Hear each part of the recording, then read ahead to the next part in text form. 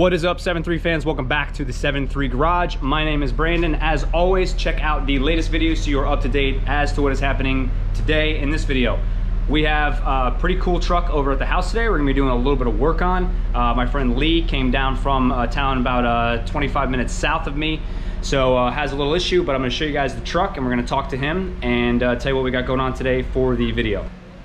Here she is, 97 F350. Dually, as you can see, with some nice fresh meat on there. And Lee's repping the channel. Shout out.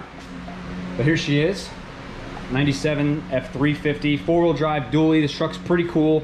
So we're gonna ask Lee some questions about it, and he's gonna tell us where he got the truck from, how long he's had it, and some plans he's got for it. But after that, we'll get right into what the issue is today at hand that we will be taking care of. So without further ado, Lee, tell us about your beautiful truck you got here. So this is my 97 F350. I always wanted one since I was a kid, and I was looking for one that was a dually and four-wheel drive and a stick. Which is a hard combo. It's a very hard combo. Yes, it is. Finally found this in LaBelle, Florida. Never heard of it before. And picked it up from the guy. And I mean, it was definitely in some worse shape when I got it. Like, didn't even have the fuel neck hoses. Yeah, I remember you telling me about that. But reach under and feel tanks from down there. Yep, that's definitely some Central Florida stuff right there for you. If anyone knows Central Florida. It's coming along. It's been good. Use it as a work truck.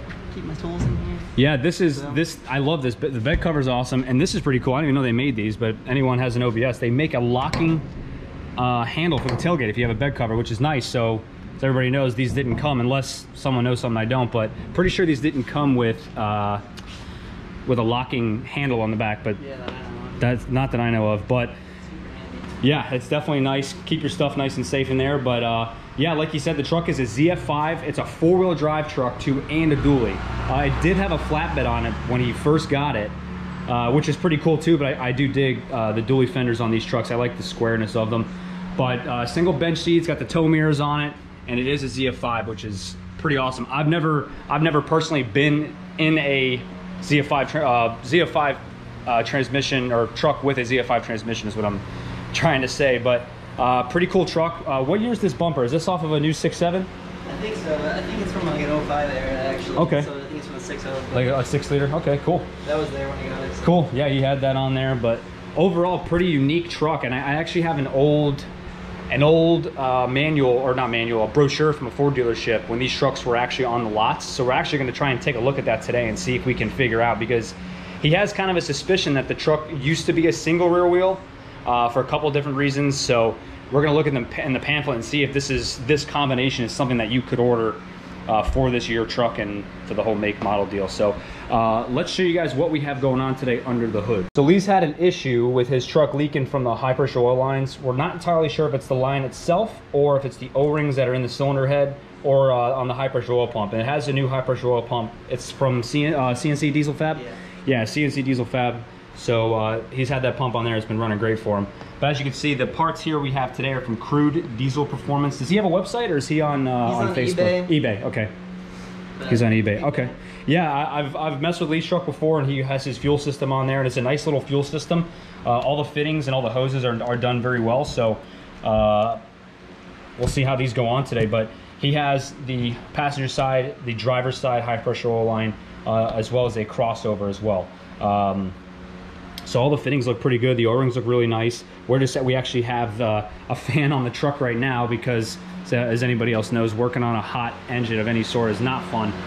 So our plan today is to switch out the factory lines, which I'm assuming have never been changed, and the O-rings in the cylinder head, get it cleaned up, get the new lines on and fired up, and hopefully go for a cruise and see how everything runs. So we're gonna let this thing cool down, and once she's done, or pretty much lukewarm as I like to call it, we will start disassembling some stuff and get those new lines on and show everyone how to handle that. Just to show everybody what we're dealing with here, this is gonna be your first time taking this thing apart here, just for some, I call it anatomy, but here with these trucks. So right down here, this nice little silver piece here is your high pressure oil pump. That is secured to the front engine cover.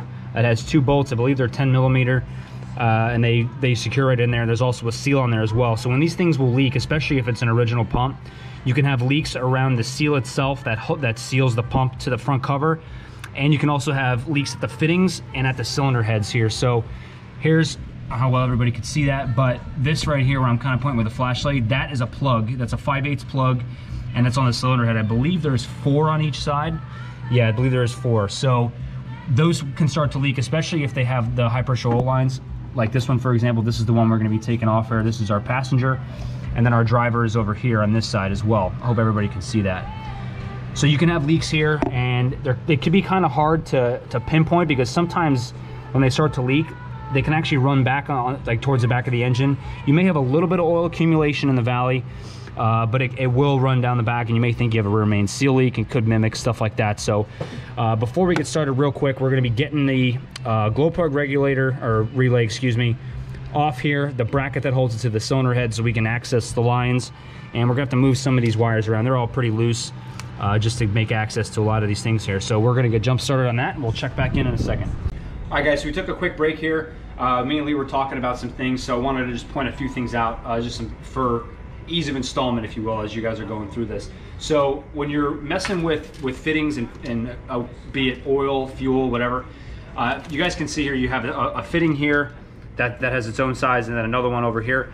When you do this, if you're loosening or tightening anything, and if you mess with cars or trucks or boats or anything, you should know this. But as you can see, this moves freely. But if I want to take this apart, the smartest thing to do, obviously, is make sure you have both wrenches on there. All right, and we're going to go through that as we're tightening things up before we start the truck up. But this is the safest way to do everything. The risk of damage is a lot lower, and the risk of busting your knuckles on things, if the thing is tight, if the fitting's tight, and you slam your fist into something, you're not going to be too happy about it. So just wanted to go over that real quick. So make sure you have 2 wrenches on all your fittings when you're doing them.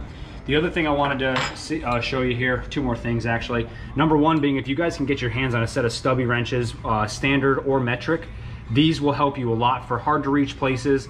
And one of the only disadvantages that I've really found is you kind of lose your ability for leverage, obviously. When you have more leverage on the end of the tool, it's a little bit harder, but for just getting things just about tight where you need them, these will get the job done. And the last thing I want to show you guys, because we just had to do it, this is an older mechanic's trick. Lee knew it as well as I, so it's pretty cool that some people know it as well. But if you have to tighten something, let's say you have a hard piece of hardware here, nut, bolt, what have you. If you can't reach it, let's say this is down in an engine bay and you can only get your hand on it about here. If you take a wrench, open side, you can actually slide it over the back of the wrench, and you actually can extend the wrench and create some leverage. So we're going to show you that in just a second, but that works pretty well. Here's our progress. We got the first passenger line on. They give you another 90 fitting. This kind of brings it up. It keeps it tucked nice. We did have to adjust this fitting as well to make sure that it was in the right position. From the factory, it's probably at a 45-degree angle, so we had to just loosen up that 5/8, I guess, fitting back here to get everything kind of straight and in line. So nothing is completely tight yet, but we just have everything mocked up for the most part. Let's get that washer out of there. So just to show you guys the instance I just showed you, the little technique here. Down here with this front fitting, as you can see, it's kind of difficult to get this on here. Even the stubby wrench, you can get it, but again, you don't have the leverage that you really want. So if you use the closed end of the wrench, you slide it on, you take your big wrench, you get it right in here, and as you guys can see, now I can use it as a point of leverage. I can tighten my flange up. Okay, I actually had this already tight, but I just wanted to get everyone a good visual so you can see what the deal is. And we also have that crossover line I was telling you guys about, so we're going to be removing this 90-degree fitting out of the head on both sides, so that this 5/8 fitting, as well with this fitting, and the new short line is going to go it's going to go right on here. So we are going to keep going here, and we'll show you what the product looks like after we get the short line and the crossover on. So we are just about done here. Let me turn the fan off here. Thank you, Lee, because it's me yelling over the fan. So everything's buttoned up. We did have a small issue with the front fitting. It's going to be kind of hard to see, but I noticed it was leaking, and then the O-ring actually wasn't there. So we're not sure if that was when he put the pump on, or if we missed it when we took it out. But that has been changed, and we actually degreased a lot of the oil out of the valley there, so that should help us out if anything starts to leak. But we got the heat shield on. There's the crossover line. Those went in pretty nice. No leaks there. And overall, it started up pretty good. It idled pretty good. So we're actually gonna get this thing out of the garage and fire it up and take her for a spin and see how she feels. This truck just needs a little bit of little bit of love, but other than that, she's pretty good. So it did leave a, when you guys do this, it is gonna leak oil. You get a better a better shot. Left me a present. Just make sure you check your oil level before you take it out on the road, but they do leak. The fittings actively leak. They're kind of hard, unless you have something to stop it, they're just gonna leak. It is what it is. There's holes in the back of the block casting that allow oil to come down, so if there is a problem, you can make it happen. So we're gonna get this thing backed out here. I'm gonna move my truck, and we're gonna see how she does. So let's get that thing out of here.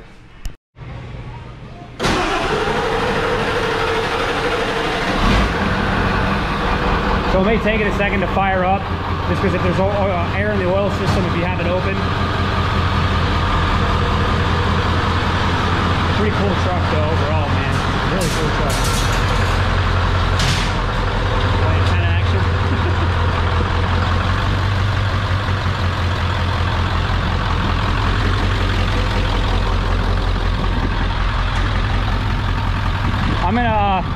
I'll get the degreaser and I'll spray it, and I'll get the hose so we can blast it off. If you want to shut it, you can.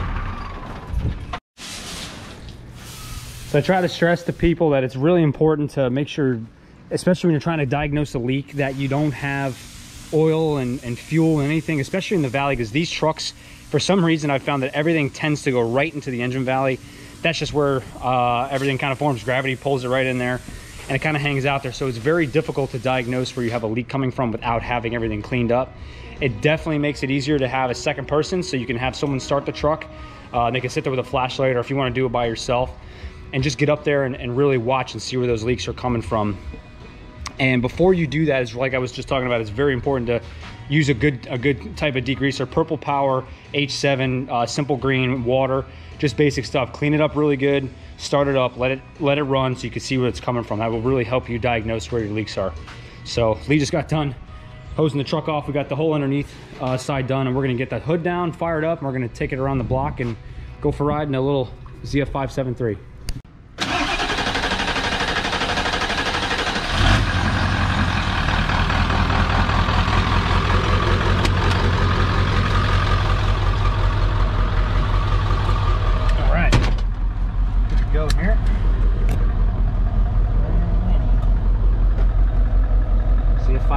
After I get my seatbelt in.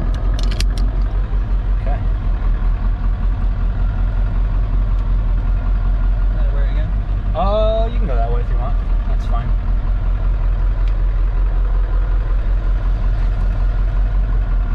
It's pretty cool, man.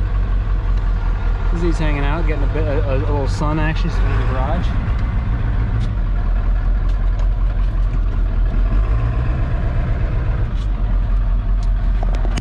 Pretty cool.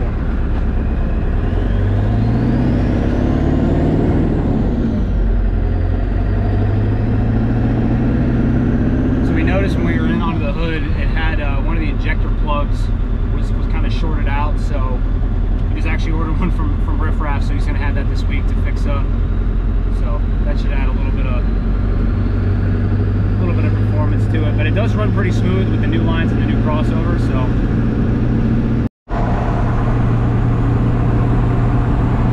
Like a dump truck. It feels and sounds like a dump truck. It's pretty awesome. It just feels heavy and wide. I mean, I haven't been in too many dualies besides Frankie's, and it's pretty awesome. It feels like you're in a tank. I mean, you can really hear the tires and stuff. So definitely cool. Definitely cool. If you want to make a U-turn up here, you can. Co-pilot navigating.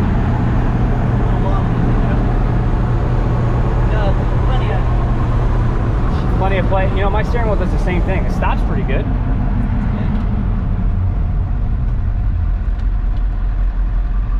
Yep. Man, she's got them hips. I'm telling you what, she's got the hips. She's thick. Back at the house, everything seemed good. As the truck started to warm up, we could feel it was starting to run a little bit better. So he has probably about a 25-minute drive or so back home. Probably. Yeah. Well, maybe a little closer than that. Yeah. Yeah, maybe a little bit closer. So he's going to see how the operating temp does, but the thing feels pretty good. It does have 410s in the rear, which definitely help it get out of its own way, but it has no chip in it. A lot of factory, it's got the factory intake on it and stuff, but overall the thing runs, it idles great. He does have an electric fuel system on here, which is pretty cool, but so has the stock downpipe. I don't know if you guys noticed that when we were doing it, which is pretty cool. So that's really never been messed with. But Lee did get a exhaust kit off of a 7.3 OBS from a junkyard, so he just has to have it cut and sized for his truck, because right now it's just open downpipe, so it's pretty noisy underneath the truck there. But overall, he's pretty happy with how it runs, and we don't have any leaks. We just checked it again, so everything's good. But definitely the 350 four-wheel drive trucks with the solid front axle, I haven't been in too many, but they do ride rough. Those of you that have those things, I'm sure you can attest that they do ride pretty damn rough down the road. As always, guys, thanks for tuning in. I hope this video is helpful to you. If you have any questions, feel free to message me or leave it down in the comments section below. As always, like I said, make sure you hit that bell so you can see when I post a new video. Also, don't forget to like and subscribe. We got a lot of cool stuff coming up here in the next couple of weeks. I have another video I have some thoughts about that I want to kind of get out to everybody, and more of a scientific kind of video. So not as much hands-on, but some pretty good information nonetheless. So stay tuned for that. My name is Brandon. This is the 7.3 Garage, and we will see you guys next time.